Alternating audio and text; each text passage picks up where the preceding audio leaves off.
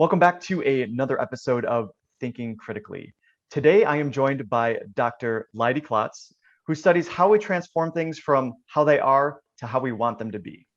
His research on the science of design has appeared in both Nature and Science, and he has written for The Washington Post, Fast Company, LitHub, The Globe and Mail, and The Behavioral Scientist. Leidy's work applies whenever we are designing and problem solving, whether for climate change, art, parenting, or personal finance. The range of implications of Leidy's research have been highlighted in outlets including the Wall Street Journal, Grist, the Boston Globe, and national newspapers on 5 continents. A professor at the University of Virginia, Leidy has authored more than 80 original research articles and secured more than $10 million in competitive funding to support his and others' work in this area. Recognized nationally as a professor who inspires, Leidy has taught thousands of students, including 21 PhD advisees, whose designing and teaching shapes the world. Before he was a professor, he designed schools in New Jersey, and then before that, he was actually a professional soccer player. Today, I have him on the podcast, and we are going to be discussing his most recent book, Subtract, The Untapped Science of Less. That being said, Leidy, thank you for joining us and welcome. Thanks, Jonathan. It's great to be here. Yeah, absolutely. Very, very happy to have you. And again, excited to dig into this because I did get a chance to go through your book and I loved it, particularly as somebody who is a fan of critical thinking and in particular, heuristics and cognitive biases and things of that nature. I found it fascinating. But before we dig into the book, I want to kind of hear your backstory. I'm curious as to where it all began for you, as far as your genesis, the origins of your interest in science as well as engineering. Yeah. So my dad is a professor or a retired professor, and he taught botany for a long time. This wasn't a situation where they were saying, oh, you have to be a professor, but in fact, I didn't even know that graduate school was free until about 3 years after I had graduated from undergrad, because I went to a small undergrad school that didn't have graduate programs. So it wasn't like I was in this pipeline to become a professor. But at the same time, I did have parents my dad was a professor and my mom, incredibly smart, one of the first people to kind of study computer science, both instilled in me this love for learning and love for science and, just curiosity with the world. So that's definitely where it started. And then, it wasn't a direct line because for most of my young life, I was focused on playing soccer. You mentioned I was a professional soccer player and I made like $2,000 a month for 2 years after college, which basically like being a grad assistant, but it was awesome. I got to travel around and see all these places and push myself to get really good at something. So some transferable lessons there, but all of the time kind of leading up to that, I was very focused on soccer as kind of my main pursuit. I went to Lafayette College in Pennsylvania, which allowed me to do engineering. But the main reason I went is because I could play soccer. I could start as a freshman on a Division I team. Anyway, so then when I was done playing soccer, that's when I started thinking about, okay, what are the things I'm going to have to work for the rest of my life? What are the things that I actually like doing? How can I make a meaningful contribution to the world? And that's where I started to circle back to the some of the training that I had and also, some of the training that I would go on to get. So with your undergraduate then, did you go in as into engineering then?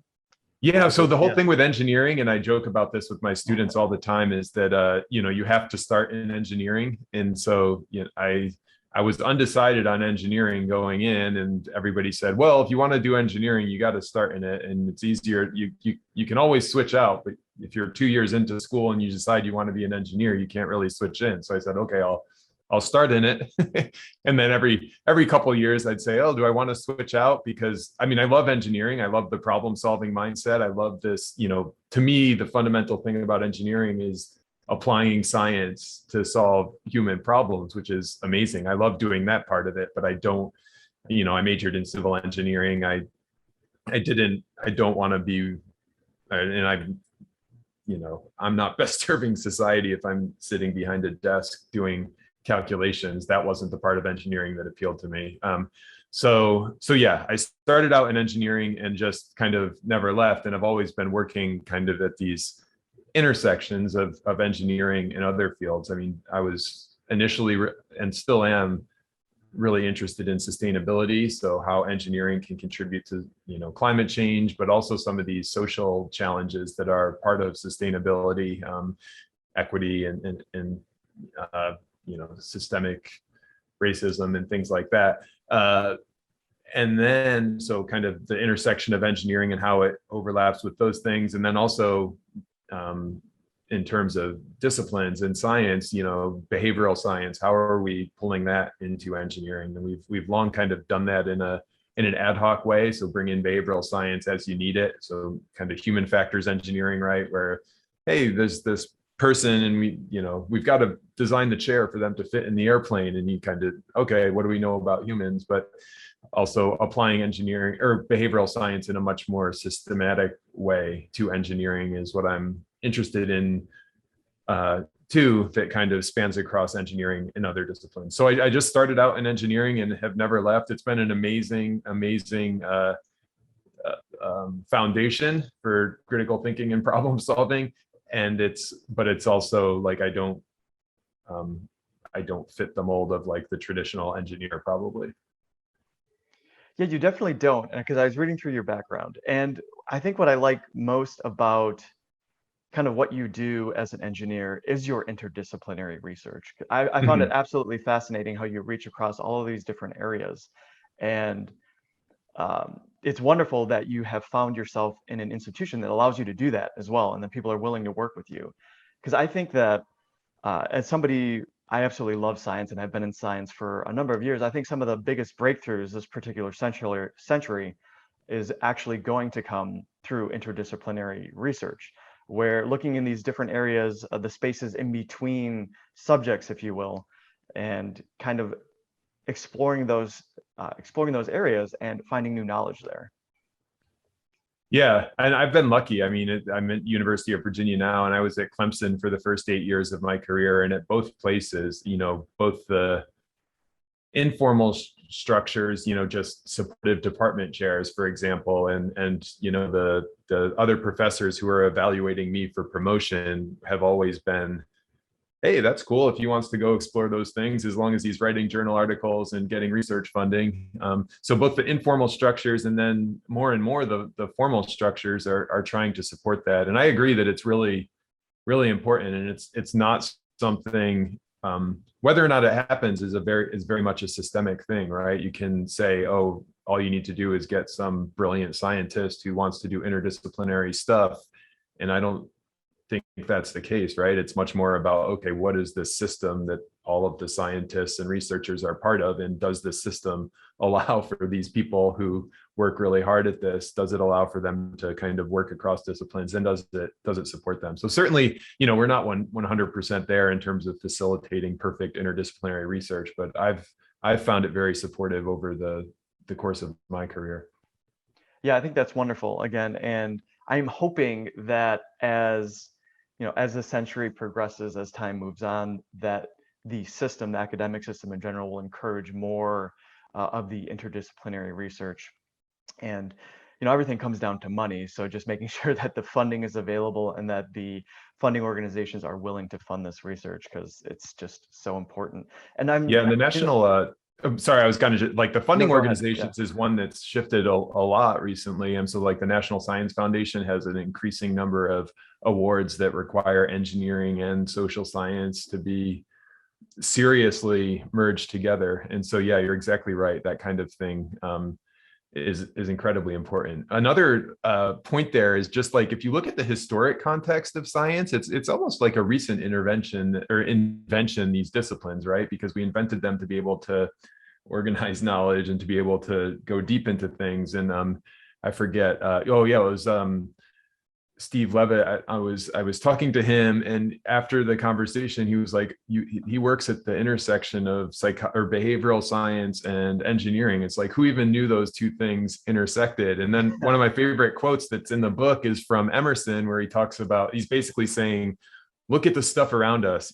He says it much more eloquently. It's something like, observe the shapes of timber, stone, and how it's all determined by the ideas that are in the minds of many, or something like that. So there's Emerson, like I guess he's a philosopher, right? And he's talking about how, basically about how our ideas shape the things that are around us, and the things that are around us shape our ideas. So anyway, yeah, I think the Academy needs to, or not needs to, but is considering how to facilitate this interdisciplinary work, because in a lot of cases, these disciplinary boundaries that in all cases that we put them up as kind of convenient organizing structures, and they're just that. It's not like the problems stop where the discipline ends, right?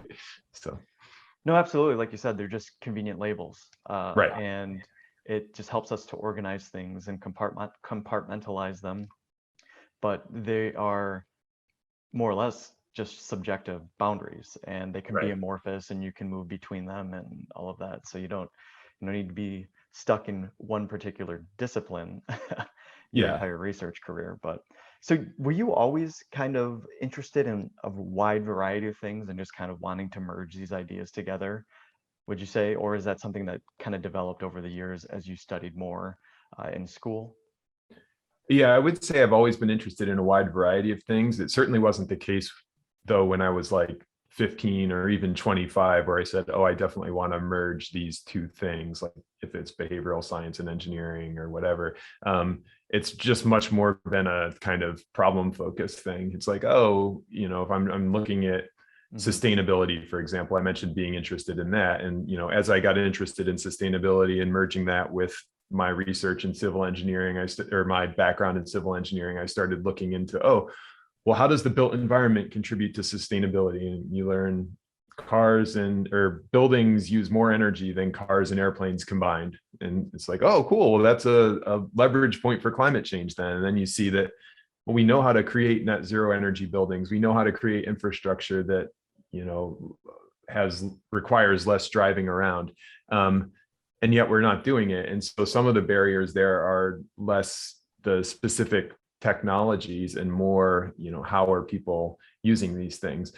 So I use that as an example of, kind of starting with the problem and then trying to explore the problem and figure out, okay, what are the scientific things that are contributing here? And then there's a huge amount of reality check and humility required too, right? Where it's like, well, of course, people have spent their whole careers understanding behavioral science, and so how do I plug into that in a productive way, realizing that I'm never going to catch up with them, but also realizing that if we draw on this research, even at the kind of the basic PhD level understanding or even undergraduate level understanding, how can that help in engineering?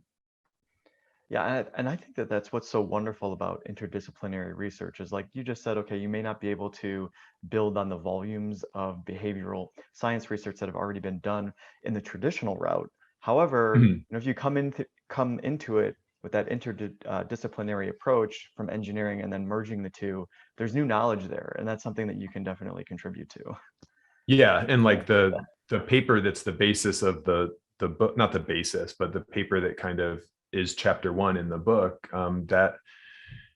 it got published in Nature and made the cover. And this is not something that happens to me frequently or ever before, or any scientist. Yeah. But it only happened because it was me and 3 behavioral science researchers working as a team, and they will point out that my contribution, although I was involved throughout the whole time, but the biggest contribution that I made was the first one, which is like just bringing this idea. And so this is not this thing that I think of is so fundamental to engineering, which is like when we change things from how they are to how we want them to be. That's what engineers do. They had never kind of framed decision making in that way, and so that was kind of that was the contribution that that led this very applied view of led to a very basic research question. Yeah, it's all fascinating. Very, very interesting. So speaking of your book, Subtraction, so interdisciplinary research, where exactly did the idea of this bias subtraction come from? What Well, sparked that? I'd always been interested in it, like kind of minimalist design, but just a passing interest. And the biggest breakthrough came, I was playing Legos with my son, who was 3 at the time, and it was the Duplo Legos, and we were building a bridge, and the support columns were different levels. And so I turned around behind me to add a block to the shorter column. And by the time I had turned back around, he had removed a block from the longer column. And so it gave me this really like vivid, tangible evidence of the situation that I was interested in. So the situation being not a bridge or anything, just whenever we're trying to change something from how it is to how we want it to be. In this case, it was from an unlevel bridge to a level bridge. Then why is it, and or is it at the time, is it that we think to add before we think to subtract? So what I had done in that moment was think to add a block, and I would have added the block and moved on without ever considering taking away if my son hadn't removed the block. And that what happened there really matched up with, you can fast forward over all the tens of thousands of hours of research that we did to show that what is basically happening is that when we think about this bridge, or when we think about our calendars, or even when we think about the ideas that are in our head or a piece of writing, our first thought tends to be, what can I add? And that's not necessarily a problem. We order our thoughts, and your listeners will be familiar with all these heuristics and biases. I mean, that's where they're all over the place. But then the problem becomes, we think, what can we add? And we add and move on without even considering a superior subtractive alternative. And so that is the Lego epiphany, is where the research kind of started, definitely. Yeah, what I find most fascinating about all of this is you did mention like the minimalism and Yeah. minimalism movement, excuse me, I'm fumbling over my words, No, isn't something new. I mean, that's been around for a couple decades now. And I'm just so shocked that nobody kind of thought about this before, I suppose, that yeah. this bias wasn't actually thought about or conceived prior to you coming across it and then studying it with the other behavioral scientists, just because it is against the norm. I mean, we are, particularly here in the United States, so materialistic, the accumulation of things, etc. But just the moving towards something, moving towards less. Yeah. It's I think just that interesting to me. I felt the same way. And I've got emails to like some of my favorite behavioral science collaborators. I'm like trying to explain to them what I'm thinking and saying, like, surely somebody has done this. And but the good thing about the bridge, so the bridge was helpful in my thinking, but also I could take it around and give it to people. So Gabe Adams, who's one of the authors on this paper and a good friend and just brilliant behavioral scientist, I had been talking to her about this, like what I thought was this. And, but then I brought the bridge to her office and I said, okay, try and do this task. And she added like I had done. And then I showed her what my son had done. And she says, oh, so what you're thinking about is, why don't we subtract as a way to improve things? And so it really does become important in terms of how you frame this, because that subtracting as a way to improve is what makes it new, right? I mean, people have studied, Kahneman and Tversky, for example, studied loss aversion. That's people are twice as disappointed to lose something as they are to gain something of the same value. And so this is totally different than that, what we're talking about, but it's but part of what makes it different is when you say, okay, this is a case of subtracting to try to make something better, which of course is a possibility, but I think it's part of the reason that we overlook it. Yeah, it's all very interesting. And the default mode of operation for a lot of people, like you said, is to add things. And I am just so when you look at all of these cognitive biases, the heuristics, these developed over, eons of evolution, and they had some sort of advantage for Hmm. people. There had to be some sort of advantage just due to natural selection. That's how natural selection works. You have these mutations, and then the mutations that are desirable get passed on to future generations because they're advantageous to the environment. So I've just been mulling this over, and you talk about this in your book because you have an entire chapter developed to kind of like the biological origins of this addition bias. And I'm just curious if we could talk about that a little bit, because I mean, you definitely see that in society. Uh, Yeah. I had mentioned earlier, like the accumulation of things, Yeah. very, very much as you're here in the United States, that like the American kind of way of life is to accumulate stuff. And that's been kind of sold to us in the advent of capitalism, a little over 100 years ago, as what our default mode of operation should be. But I think a lot of people naturally kind of fall into that, just accumulating things.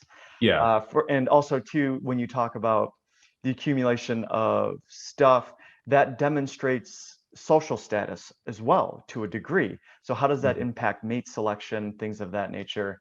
So let's go ahead and explore that for a little bit. Yeah, and I mean, and since we're going back in biology, I mean, I think we don't have any evidence that we did test some German and Japanese participants, and they did the same basic thing in terms of neglecting subtraction. So I imagine there's probably some more nuanced differences across cultures, but this is not just an American thing, is from what we can tell. And as we go back in biology, of course, this is biology that everybody shares, not just Americans. So Okay. obviously there's, and you know this, of course, I'm just clarifying that the biggest kind of biological, not the biggest, the one that comes to mind first in biology is just our desire to acquire food, right? I mean, that's Mhm. certainly something that's helped us pass down our genes, is to eat when food is presented, also to stockpile food, like pack rats do this. And so that explains kind of hoarding behavior in our cabinets and things like that. The more surprising one for me anyway was this desire to display competence, and I had known that that was like this kind of fundamental thing that we like to do, which is basically show that we can be effective at interacting with the world and feel like we're effective at interacting with the world. But the classic example there is the bowerbirds building their nests, and so the male bowerbirds will build these ceremonial nests, and then the female bowerbirds will go around and look at the nests and decide who to mate with based on those nests, and then the female bowerbirds go and build their own nest to actually provide shelter for the young. So the function of these male produced nests is not to provide shelter. That's not the evolutionary function. The evolutionary function is to show that this male that the female is deciding whether or not to mate with is effective at interacting with the world. And so you could see, I don't know, for me, when I think about the times that I kind of thoughtlessly add, it's definitely, it's not to impress mates necessarily, but it's to show off that I'm doing something. So the Mhm. same kind of, oh, you've got this stuff you've got a nice house, you've got we just built a tree fort for our kid. I think, hopefully we just did that to provide joy to our kid, but that's an additive thing. But also a lot of the adding we do to our social calendars, right? The busyness and often when I attend a meeting, it's not because I actually think the meeting's valuable, but I want to show to my coworkers that I'm competent, right? and so that competence is a very like biological thing that we all share. And not just building things, but successful completion of tasks can be one way to display competence. I don't know, did you have any other biological ones that you thought of? Yeah, no, I mean, I really was digging into and this is we're just engaging in speculation here. Like you said, Yeah. I don't think there's a whole lot of studies available on this yet. I'm really, really hoping that they get to instead of just kind of doing guesswork and talking about proximate causes, kind of get to the ultimate and figure out exactly why it is that this developed. But I mean, in particular, I was just thinking about the accumulation of things and then the materialism and then how we use that to demonstrate social status as well as Mhm. and how social status impacts mate selection, Yeah. and how that would be selected over the years. through, again, through the eons, through evolution, and be a desirable heuristic to pass on.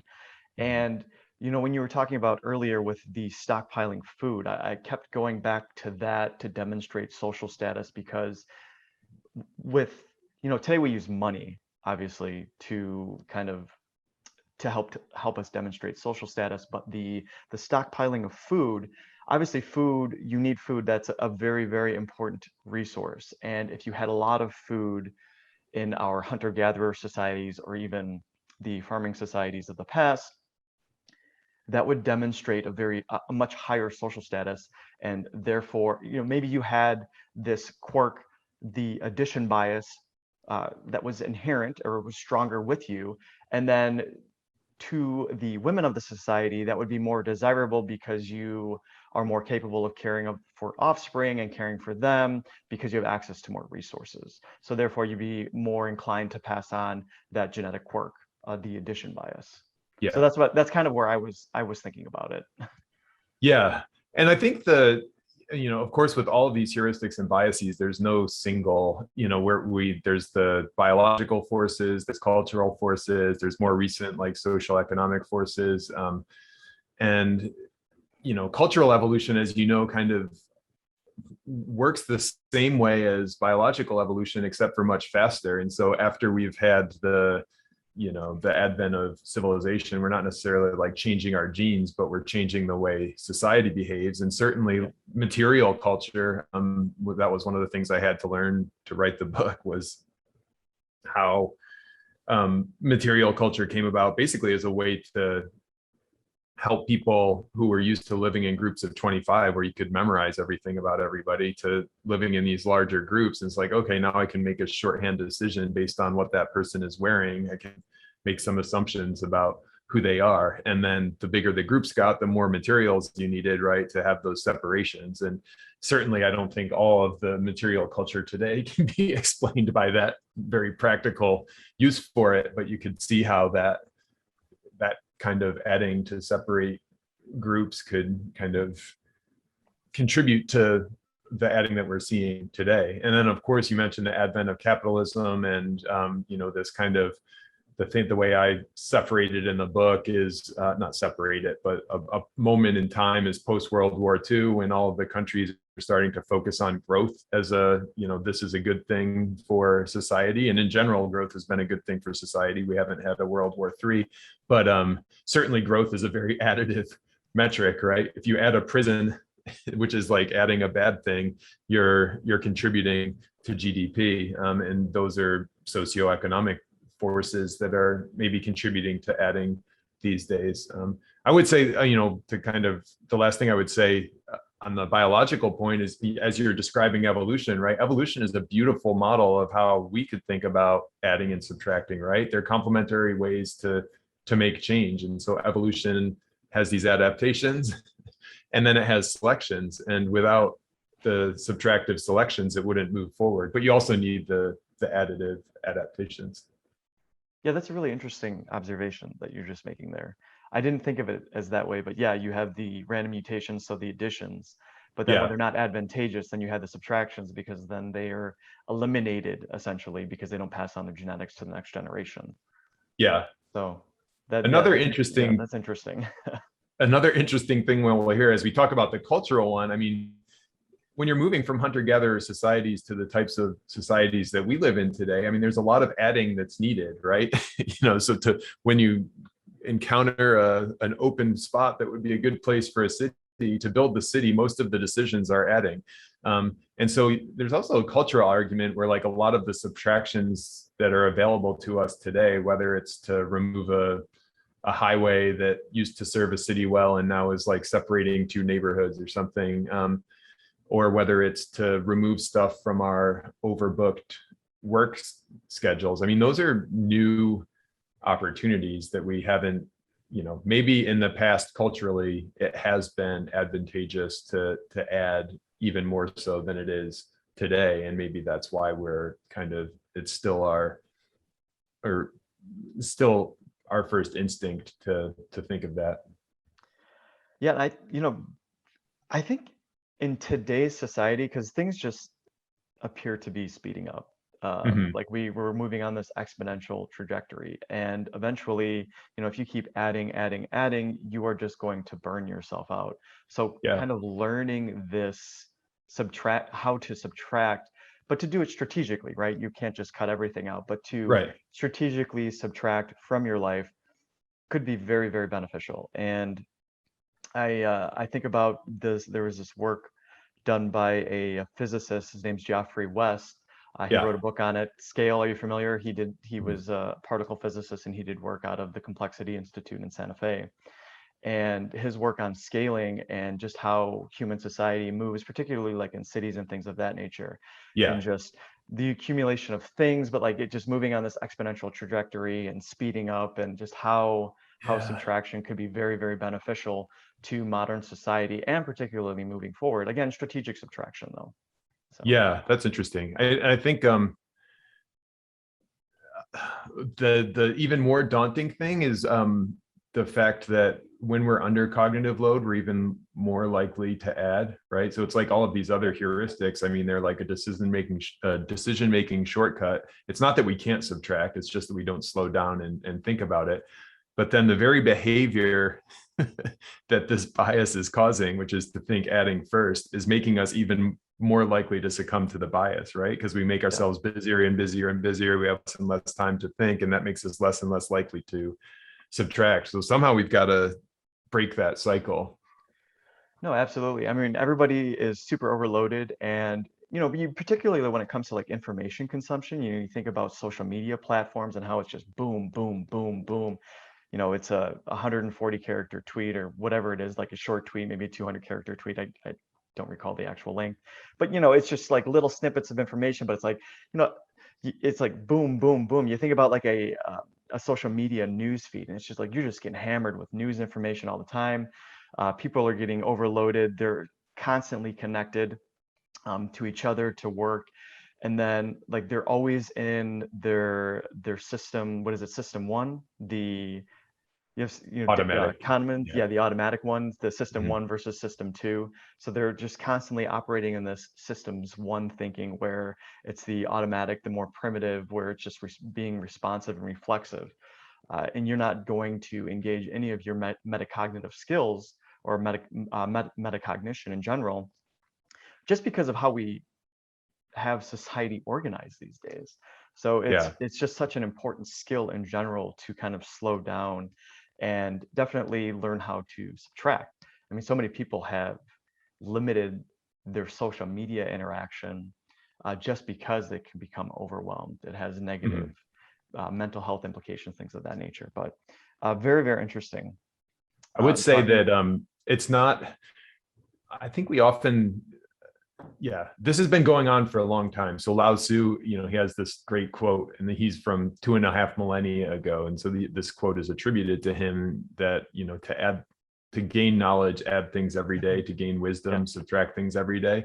And I mean, and then if you look in chapter 8 of the book, it's the last chapter, I talk about, subtracting in our ideas and information. And people have been talking about this as long as people have been talking about things and documenting it. It's like, oh man, we've got too much information. I mean, one of Hmm. the I forget who the philosopher is, but one of his I think it is Seneca, the one who wrote about like discursiveness. Anyway, I'm gonna I screw don't it up. recall. Yeah. I'll try to make it make it perfect. But basically, is like the second most problematic thing of all the problematic things was that too much reading was gonna make people weak mentally, because Hmm. now the stuff was on the page and you didn't have to remember everything. So like we've always had a lot of information. We've always had this kind of this challenge of how do we make use of what we've got. And certainly there's no argument that we've got more information than ever today, but the fact that um, it's been beneficial, and people have been overlooking it for a long time too, in terms of, okay, how can you take things away from the information that you have to make your life better and other people's lives better. The one thought I just had though is, so information has always been an issue, but I think that information has probably always been an issue, at least or was an issue for the people in the past who were privileged enough to be able to be concerned about it and have Yeah. access to it. Yeah, We have that with absolutely every like person on the planet now that's because true. of the advent of the internet, like smart devices and things of that nature. So I'm glad on one hand that people have thought about it, thousands of years ago, but we have to get everyone else, I guess, up to speed at this point. Yeah, no, and I don't think they faced it 1,000 years ago. The Yeah. fact that Lao Tzu's quote still rings true 2.5 millennia later is evidence that nobody's really figured it out. So Yeah. it's yeah, I completely agree with you there. And a great point too about this isn't a matter to be able to subtract things is a privilege that we have, right? And we need to take advantage of it. So there was a chapter in the book where, and maybe it wasn't just a singular chapter, and you probably talked about it at more than one point. I just don't recall specifically at the moment, but you bring up systemic racism. Yeah. And I'm really glad that you did, because I don't think that it is something that is talked enough about. Uh, and I'm just curious as to how you became interested in this particular issue of systemic racism and why you felt it really important to talk about in your book. Yeah, I mean, I really tried in the book not to just talk about stuff that I think is important. And so like the practical thing is in the book, I was trying to balance examples that were physical, social, and in our heads, ideas, right? And then also balance across different kinds of things that might make the world, so like climate change and systemic racism all the way down to kind of everyday individual challenges like your schedule's overloaded. So there was a very like practical reason for including it, which is like, okay, this will illustrate that subtracting is beneficial in these social systems. And then of course, I mean, for me, I just think that is I don't know, we talk about subtracting ideas, right? And one of the things that my mind has sharpened on over the last 10 years, I think, is, and I think for me, this stuff's all on a continuum, but like kind of away from this notion of every person kind of forges their own opportunity, more towards a notion of, hey, the systems that we're a part of are incredibly important. And then certainly with the pandemic, I mean, just throwing even more evidence in our faces that, if Black people are 3 times more likely to die from COVID, it's like, well, that's not that's not their fault. That's something with the system. So there was that fact that it was, a perfect example, I think, for big social problems where subtracting can help. Then there was I think this is an important thing for the world. And then there was the, timeliness of it, or not, because I think it's always timely, right? It was just that our awareness of it was heightened, and my awareness of it was heightened in the last decade or so. Yeah, absolutely. And there's been a lot of events that has really made the world aware of the issue of systemic racism in the United States. So yeah, and prior to the pandemic, 2020, I mean, it's always been an issue. I mean, we've had Right. this for decades, and it has come up. It's like moves in waves, it seems like, and the Yeah. problem, unfortunately, is still persisting. Getting better, at least maybe that's wishful thinking, but I think from the evidence, it is improving over time. It's just that it's still a problem. Yeah. Uh, in particular, one of the examples I know that you talked about in the book was I think it was apartheid, Yeah. Apartheid. Yeah. apartheid in South Africa, Mm-hmm. and how I think the way that you phrased it was that getting rid of it was a subtraction or something of that nature. Am I Yeah. recalling that correctly? The big subtraction there was, so apartheid in South Africa, obviously an example of systemic racism, and a very clear example and an old example. And there is this guy I talk about in the book, Leo Robinson. So that was the other thing I was trying to do in the book, was show that individuals can have an impact on these larger situations. And so Leo Robinson was a dock worker in California who, he didn't have a college education. He had gone straight into the military. He had, and then when he became a dock worker, he started getting more interested in social issues and educated himself and found, learned that apartheid was happening and learned how, unloading South African vessels was contributing to this apartheid system, because you're essentially propping up the economic system in South Africa. And the main subtraction that they did, though, was divesting. So one of the themes that's common in the book is like, okay, people try to address this problem and at first they're just adding stuff to it, right? So if you're trying to take down the apartheid system by throwing in a rogue army to take out apartheid in South Africa, that's like adding to the system. And people were doing that, and I'm not saying they shouldn't have been doing it, but that's an additive solution. Even adding on the sanctions was kind of an additive solution. So we're going to make these sanctions against South Africa. But the divestment was when people said, well, look, we've got money invested in this thing that we're fighting against. Why don't we pull our money out of South Africa? And so Leo Robinson was a dock worker in Oakland.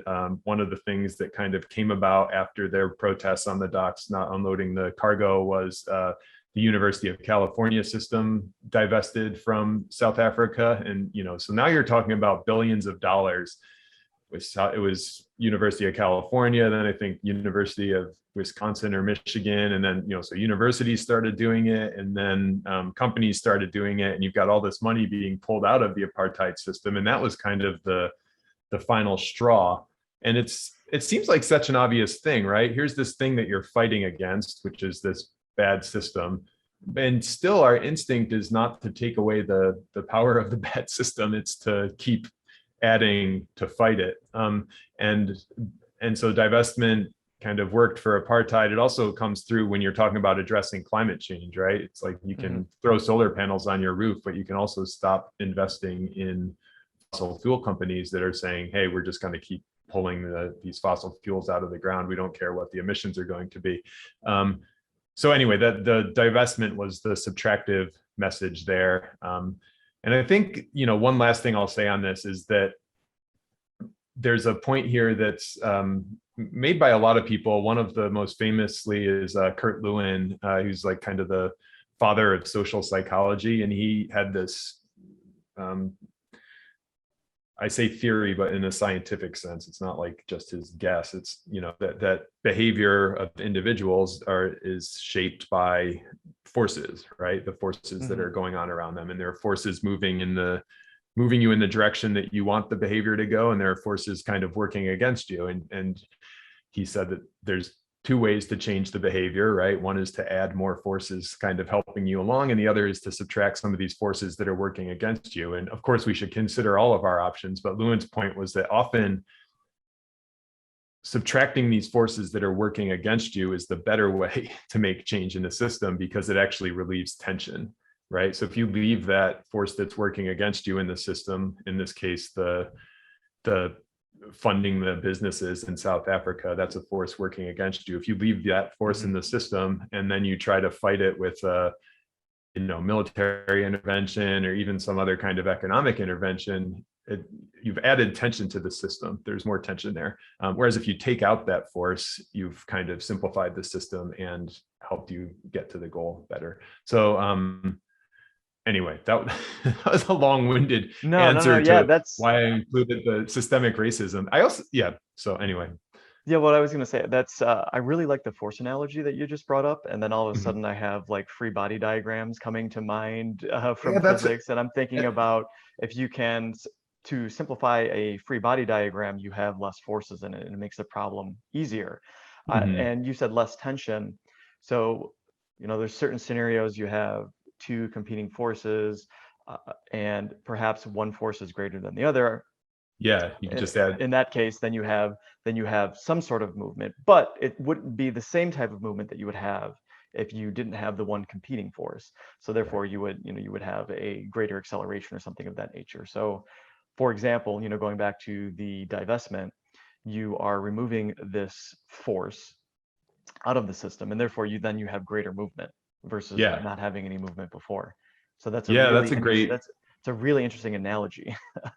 I'm embarrassed I didn't use it in the book, given my engineering background and the amount of time I spent doing those free body diagrams. But it's exactly the same, Yeah, right? It's like yeah. and that's, I mean, if you now I didn't think of it before, but when you said it, and I'm thinking of like the sketches in Lewin's book look almost exactly like engineering free body diagrams. And here's another kind of piece of another reason why these disciplines need to overlap, right? Because engineers have spent a lot of time thinking about forces and fields and how the different forces might cancel each other out or not. And now that behavioral scientists are more and more kind of applying this science to try to make the world a better place, I think engineers can contribute there, to bring some of the things we've learned from studying physics and chemistry and some of these other sciences. Yeah, absolutely. There's just so much room for progress there. Again, we were talking about it earlier with the interdisciplinary stuff. I'm a huge fan of it, and I know personally that my traditional upbringing is physics, like from a graduate school on standpoint. I have an interesting background where I was changing majors. At one point, I was an engineer, and then I got a degree in geology, and then I switched into physics. And so I'm one of those people who's kind of like all over the place because I'm like, I'm just interested in everything. Right. So I definitely appreciate the trying to think about problems from a different field, trying to go in and just seeing how they can be merged. And yeah, again, going back to what we were just talking about with the free body diagrams, and then the behavioral, was the gentleman a behavioral scientist that you mentioned? And he's Kurt talking about this. Lewin. Yeah. Yeah. Lewin. You should Okay. check him out. Like if you like, No, yeah. it's on, as a historian of science, you would enjoy reading some of his stuff. He's a fascinating guy. He moved from I think he was born in Poland, moved to Germany, then had to leave Germany because Hitler came to power, and then spent a long time in the US. But he was always, I mean, we often see social psychology as this thing that's kind of detached from implications for society, right? They spend a lot of time doing experiments in labs and stuff. And I mean, there's obviously implications, but Lewin was very much like, how do we use this to make the world better for people? I mean, he's very applied in the way that he used it. All right. Yeah, I definitely have to do some more reading on him then. Yeah, I think it was mentioned in the book and then briefly, but yeah, I definitely have to do some more reading on his work because I am super intrigued by the way that he was describing social interactions and using physics terms as well. Yeah. But anyway, so we briefly talked about, it was mentioned when we were discussing systemic racism here, is global warming. So global warming, and I know you mentioned that you have done work with sustainability and in that area, but how can subtraction be beneficial to basically, treating or creating solutions for arguably the greatest threat to humanity this century? So yeah. I mean, well, I think in climate change and all of these, there's the famous science paper, I think it was in Science, that these planetary tipping points, right? And these are the points like kind of beyond which there's no return. And a number of them we've exceeded. We're past the planetary tipping point, and climate change, we haven't exceeded the tipping point yet, but we're darn close. And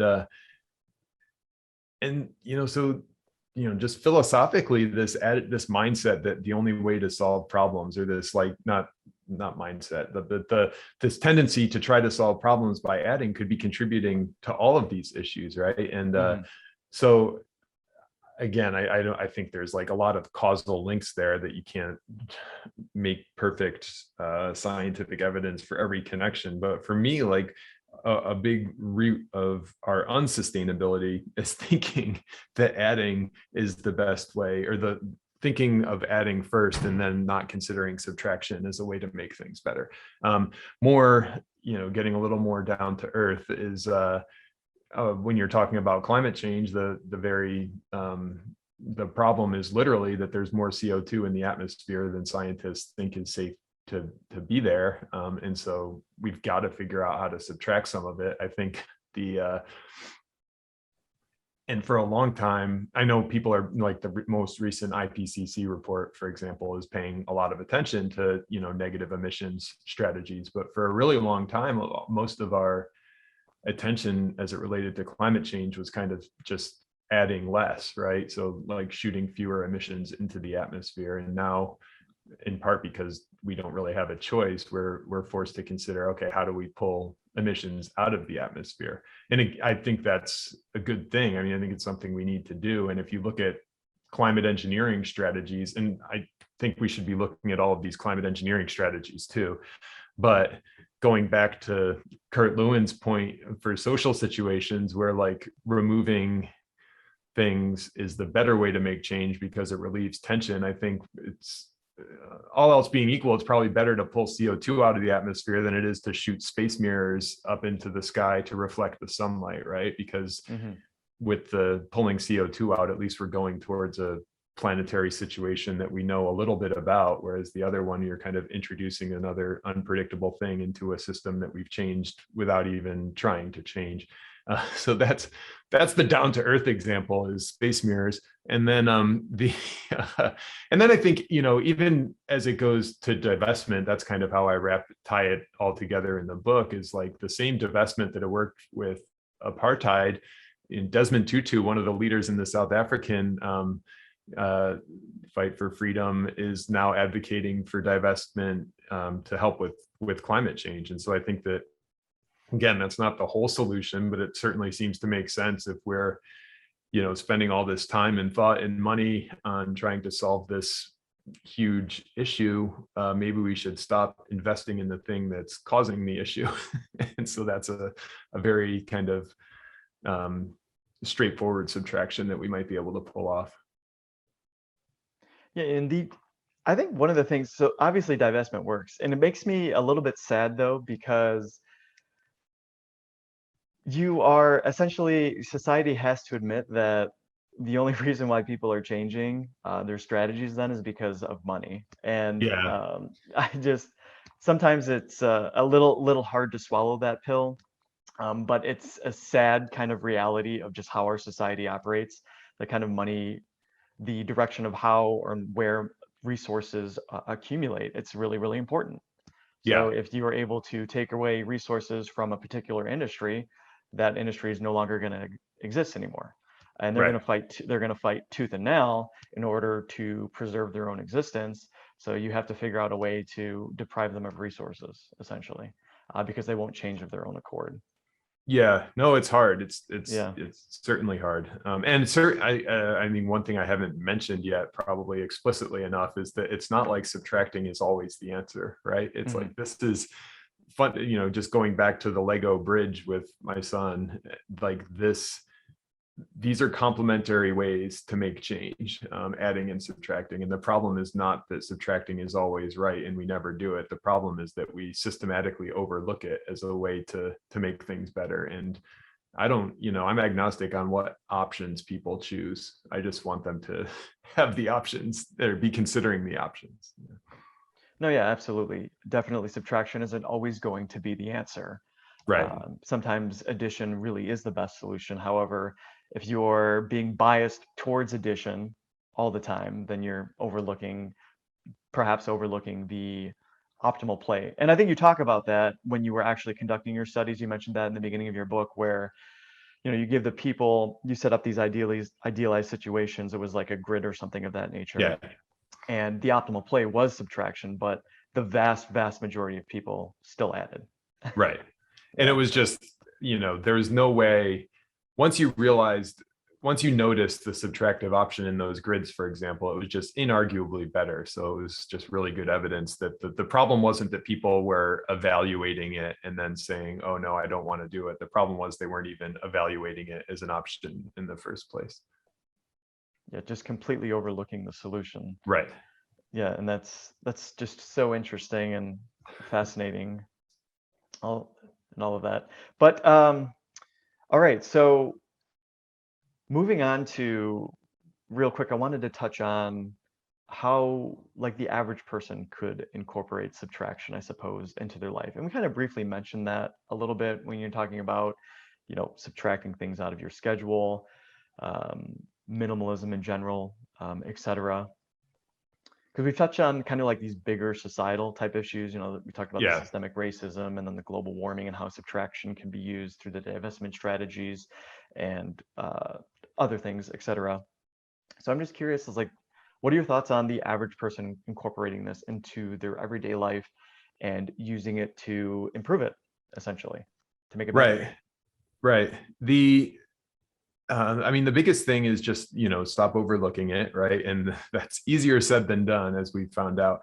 I think one thing you could do right after listening to this podcast might be to think about the places where you could give yourselves reminders to subtract. One of the things we did in our experiments was give people reminders that, hey, you can add or subtract. And we gave them the reminder, they subtracted more, which is like, okay, of course, people are going to do this more when they are reminded of it, but they didn't add more. And so for our experiments, it showed that the adding reminder was redundant with what they were already thinking, and the subtracting reminder brought new ideas to mind. Now, who cares about the experiments? Taking that into your real life, if you can give yourself a reminder to take away at the moment, or to consider subtracting at the moment that you're making, important decisions, that'll make you less likely to overlook it. An example is when I do my to-do lists, I force myself to think about what I'm going to stop doing as well. And again, I don't force myself to choose it, but at least I think about it. And so that's an example where, I have this practice in place where I, for my time management, think about adding and subtracting. And I don't know what everybody's, kind of individual important decisions are, but you could think about where you would put those reminders and put those cues in your everyday life so that you are less likely to overlook subtraction. And then, the book is really written to help remedy this. You asked about the systemic racism question. It was like, one of the things that I tried to do in the book was show this across a lot of situations so that people would say, oh, okay, yeah, this is where I do it. And then after reading the book or listening to the book, I think you'd be better able to kind of use this in different areas in your life. It's really hard to I think it's not really hard. It's impossible for somebody writing a book to prescribe, hey, here's how you should subtract. But if you can kind of give people this mental framework, then they're plenty smart enough to put it into practice in their own lives, however it's going to best suit them. So those would be my main recommendations. So write down this place that you can use the reminders, and then, listen to the book or read the book too, if you've got the time. Yeah, just being aware of it to begin with. I know part of the awareness is huge. Yeah, the awareness is huge with any of and that's one of the things I kind of stress, because there's mixed research on like cognitive bias mitigation strategies. There are certain strategies that have shown to work, and they're highly specific to the particular bias that you're trying to mitigate. But in general, it just seems like being aware of the cognitive biases and that you are just biased, that even if, it's funny, is one of the cognitive biases is having the bias that somehow you're not biased because you've studied cognitive biases. Yeah. You can but in general, just being aware, just saying, hey, I'm aware now of the addition bias, or however you would like to refer to it, my proclivity to add things, or to look at additive solutions over the subtractive solutions, and to make sure that I'm looking at the subtractive solutions. Yeah, and I think some of the research that shows that the biases, there are some biases that are just knowing about them doesn't help, but those seem to be the biases where it's not that you're not thinking of it, it's that it's like emotionally hard to do something. In this bias, the fundamental thing here is that you're not thinking about it, and so I do think that awareness should help. No, absolutely. And I just can't stop thinking about how it's related to loss aversion. There's got to be some sort of tie-in there between these two biases. Did you guys look at that at all? Oh yeah, the relationship. I can't remember if that was I can't remember if you talked about that in the book or not. Well, I did talk about it in the book. Yeah, so again, this is an oversimplification for how we think and decide, but there's two, loss aversion is I'm thinking about how I'm gonna feel if I lose this thing, right? Yeah. It's like, so I don't want to get rid of the, their classic experiment, giving people coffee mugs, and the people, half the class gets a coffee mug. The people who have just been given a coffee mug are asked to evaluate asked to say how much they would sell it for. And then the people who don't have a coffee mug are asked to say how much they would buy one for. And the people who have a mug generally value it twice as much. So they're deliberately thinking about, okay, what's this thing worth to me? How much is it gonna be? How much is it? Would I be willing to sell it for? So it's a very thoughtful process. And so I would say that ours is way, before loss aversion comes into play, because you're not even thinking about subtracting yet. This is just considering the option in the first place. And that's the main fundamental distinction. I think loss aversion is really important to remember here, because we didn't touch on it a lot in this conversation. But of course, there's a lot of reasons why, even after we do think of subtracting, we might not follow through with it. And loss aversion's at the Loss aversion, kind of at the top of that list, is like, especially if we don't. I think it's really easy to fall into this trap of imagining that a loss is a bad thing, right?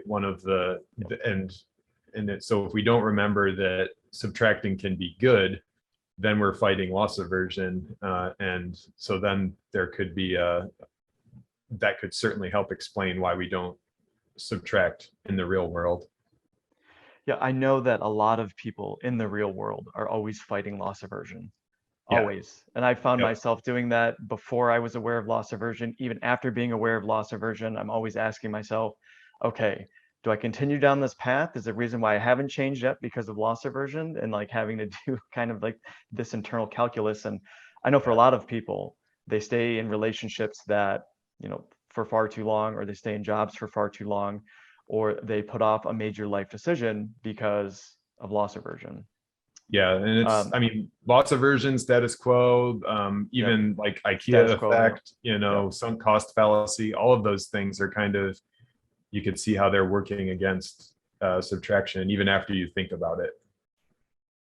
That's true. Yeah, that's right. There's all these different other biases too. I think maybe more I was referring to the sunk cost, maybe the sunk cost bias or the sunk cost fallacy or something of that nature. But yeah, all of these kind of play into one another, into you wanting to continue down the path that you're currently walking down, and then you're not subtracting when you need to be. You're not making that decision or cutting things out or something of that nature. Yeah. Okay. Well, and the interesting thing is that the path isn't neutral. That's the right? So the status quo is actually continuing to add. It's not just like doing nothing. You know what I mean? It's like if you kind of stack these two things together. So. Very interesting. It's all very interesting. But anyway, I just wanted to thank you so much, Leidy, for coming on to the podcast. It's been an absolutely fascinating conversation. Your research on subtraction and growing what seems to be maybe an endless Rolodex of cognitive biases that the human mind has, but contributing to that. So thank you for your work. Thank you for the research. And again, fascinating conversation. Where can people connect with you? The book's the best place. That's where all the good thoughts are. I'm on Twitter at Leidy Klotz, and then I have a good Google name, so you can find my website and whatever else I'm up to more recently, just with a quick Google search. So that's right. You do have a website, and you can find subtraction on there. You can find it on Amazon. You can get the book anywhere books are sold, and there's an Audible book and Kindle, and you can get it at your independent bookstores. So support them. All right, fantastic. Anyway, for those of you who are joining us today, thank you so much for stopping by. Make sure to check out Leidy's work. You will find all of the information in the show notes. Please feel free to share the episode, hit that like button, reach out with any sort of feedback. We're always happy to hear from you. And stay tuned for more great content coming soon. Take care.